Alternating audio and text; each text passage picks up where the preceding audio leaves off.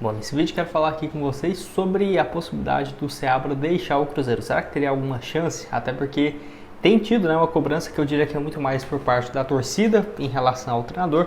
Eu não diria que do estilo de jogo do Cruzeiro jogar e tudo mais, até porque em casa o Cruzeiro tem ido muito bem, mas fora eu entendo, né, essas críticas, porque o Cruzeiro até aqui tem uma vitória apenas, outros empates e atuações bem ruins mesmo em relação ao que joga em casa. E se fosse só por isso, tudo bem. A grande questão que ainda tem é que tem uma insistência, né, em alguns jogadores que é difícil de entender. É claro, o Cruzeiro ainda com o elenco antes do dia 10 de julho está ainda bem fraco, é um elenco muito limitado, mas é contestável, né? 2 jogos seguidos fora de casa, você não tem uma opção ali para centroavante, deixar o Matheus Pereira numa função que não é a dele, enfim. Próximo jogo também tem o Nery de volta, então após a torcida do Cruzeiro sempre testado até o limite. E eu quero comentar aqui com vocês o que eu penso sobre essa questão do Seabra, até porque, querendo ou não, se manter esse aproveitamento ruim fora de casa, vai ter uma pressão em cima dele que é até que desnecessária, né? Porque se ele tivesse, por exemplo, um aproveitamento um pouco melhor fora e em casa não tivesse vencido um jogo pelo menos,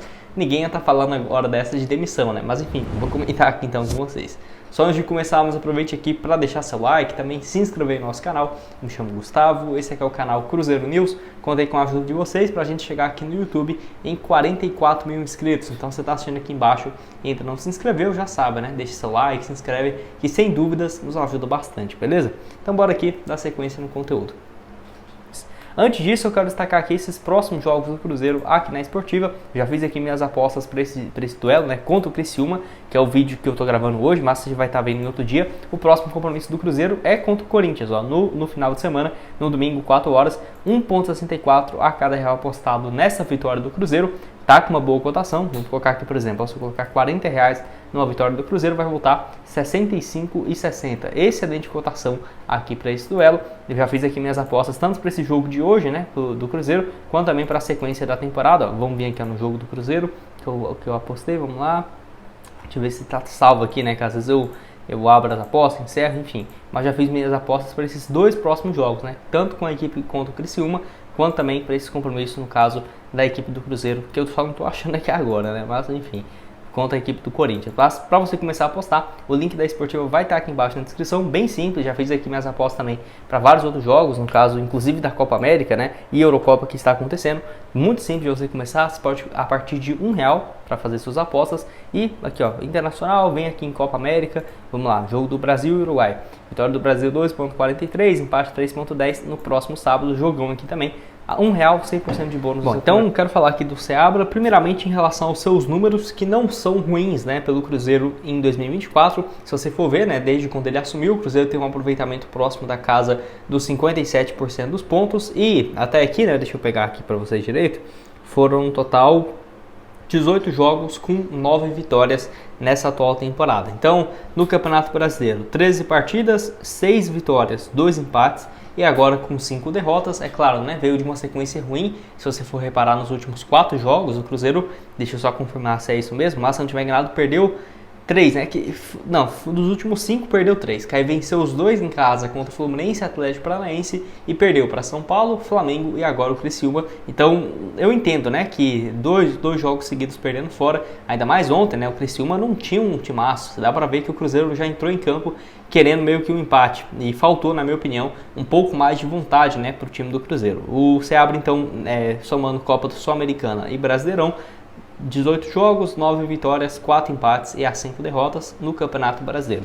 Longe do Cruzeiro estar numa situação ruim, desconfortável, até porque tem um jogo a menos e está atualmente, né, na 8ª colocação. Deixa eu verificar aqui. Isso, 8ª colocação com 20 pontos. Se vencer o jogo que ele tem a menos, dependendo, pode assumir até a 4ª colocação. Com saldo, acredito que vai ficar ali em 5º, tá? Mas ainda assim com a mesma pontuação do 4º colocado. E ainda tem um Corinthians, né, que vem de uma fase ruim. O Cruzeiro vai jogar em casa, então tem grandes chances de poder, né, somar aí mais alguns pontos importantes. Então, não está numa situação ruim, longe disso. A grande questão que vai ficar nessa pulga atrás da orelha é essa insistência do Seabra em colocar outros jogadores, que aí eu entendo completamente o torcedor, né? Porque, tudo bem, tem essa assistência no Ramiro, no Lucas Silva, mas eu confesso para vocês que o Cruzeiro não tem muitas opções no meio de campo, né? Então acaba que eles viraram uma peça titular incontestável. O que eu mais questiono é por que não coloca, por exemplo, um centroavante ali para jogar fixo, né? Porque, na minha opinião, o Cruzeiro jogar com esses 3 volantes, cara, nossa, eu acho ruim demais, eu acho muito ruim. Sinceramente, até quando chegar o Wallace, o Matheus Henrique e vai ter o Lucas Romero,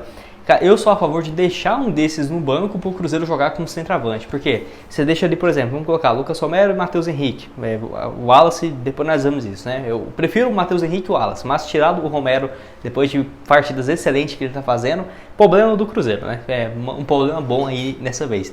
Então vai, Matheus Henrique e Wallace. E aí de meia de criação deixaria o Matheus Pereira, centralizado o Caio Jorge ou o Dineno, né, quando ele voltar. Ponta direita deixaria, não tenho certeza ao certo se o Lautaro Dias vai cair por lá, se o Barreal vai continuar na ponta esquerda, tem o Arthur Gomes, tem o Gabriel Veron, tem várias opções, mas eu acho que não compensa o Cruzeiro jogar com 3 volantes. Eu acho que só está jogando isso agora porque não tem um centroavante fixo, né? E aí, cara, eu questiono muito o seguinte: por que não coloca o Arthur Viana então para fazer esse papel, né? Nem que seja, o Cruzeiro já levou o gol com 1 minuto do segundo tempo. Na minha opinião, já tinha que trazer, né, o Arthur Viana, deixar ele centralizado, tirar um volante, colocar o Matheus Pereira com mais liberdade no meio. E aí, cara, na ponta direita com o Palacios, com o Gabriel Veron, não tinha nenhuma profundidade. Então, você vê que o Cruzeiro demorou demais para mexer. E eu questiono muito também essa questão da base. É o seguinte: um monte de jogador na base fazendo um gol não serve nenhum para vir para o Cruzeiro e jogar essa partida fora de casa contra o Criciúma. É sério mesmo que não tem condições, porque a avaliação que fica é essa, né? O treinador que foi campeão de tudo ano passado com o time sub-20 não confia no centroavante que foi comandado por ele. Poderia ter o Fernando, por exemplo, nessas horas, mas que com um monte de desfalque, um atleta então que está na sua categoria de base, alguns há 2 anos, alguns há 5, 7, 8 temporadas, esse cara não serve então, não está pronto com 20 anos para jogar num jogo no Brasileirão. Então eu entendi como que é a base aqui no Brasil, né? Tudo bem, né? Vai ter as suas exceções, jogadores excelentes que foram revelados, mas quando precisa para fazer aquele feijão do arroz, você vê que parece que nem a diretoria tem confiança nos atletas, né? Então é complicado, cara. Foi mais um jogo muito ruim, muito feio do Cruzeiro também. Atuações que, igual eu falei, deixaram muito a desejar. O Cruzeiro, eu acho que, cara, sem ter o interesse, né, de fazer o gol hora nenhuma, você não via que o Cruzeiro estava querendo fazer o gol, era sempre toque para trás, sempre toque para o lado, até pela falta de opções. O Matheus Pereira mesmo não fez uma partidaça, criou algumas chances de passe, mas quem que tinha, né? Era ele lá no centroavante. Então é basicamente ele ser o meia e ele ser o camisa 9. Não tem como você estar nos dois lugares ao mesmo tempo, né? Ocupar esses dois espaços. Então eu acho que o Cruzeiro, a solução é demitir o Fernando Seabra? Eu acho que não, viu? Sinceramente. Claro, eu já falei aqui outras vezes, se ele tiver uma sequência ruim dessa, de 3 derrotas seguidas, 4 derrotas seguidas, ele não tem o mesmo culhão para aguentar isso como treinador experiente. Então aí sim pensaria numa troca. Mas eu acho que o Cruzeiro pode utilizar esse ano de 2024 para testes. Eu gosto do estilo de jogo dele, acho que é um treinador ofensivo. Eu tô curioso para ver, e aí as cobranças, sem dúvidas, até da minha parte, vai ser mais forte quando chegar os reforços e ter um elenco à disposição, porque esse atual elenco do Cruzeiro é muito limitado, é muito ruim mesmo. Você vai ver mesmo que aí sai o Neres, saiu o Zé Ivaldo, que ficou suspenso contra o Flamengo, então o Neres. Aí todo mundo pensou, nossa, agora vamos ter paz. Aí vai lá, o William leva cartão amarelo, entra o Palacios. Aí vamos ter paz no próximo jogo contra o Corinthians.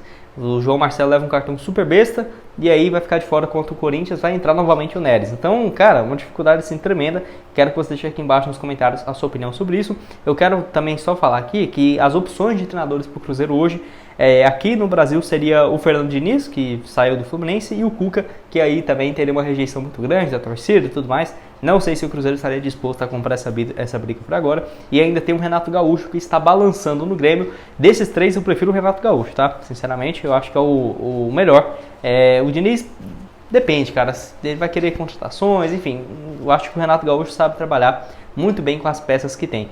E aí opções do exterior, que o pessoal comenta bastante, é o Galhardo, mas não sei se ele está disposto a trabalhar no time da América do Sul. Já ficou muito tempo, né, no caso, lá no River Plate. E também tem o Sampaoli. Não sou o maior fã, porque exige muito reforço, dá muito mais trabalho do que retorno. Então tá difícil, cara. Pode deixar sua opinião aqui embaixo nos comentários. O que você tem a dizer sobre o Seabra? Manteria, não manteria? Tô curioso para saber. Vou deixar o link também aqui da Esportiva para você começar a apostar 100% de bônus no seu primeiro depósito. Pode começar a partir de R$1 para esse jogo em casa contra o Corinthians. Já fez aí minhas apostas. E nos vemos aí então numa próxima.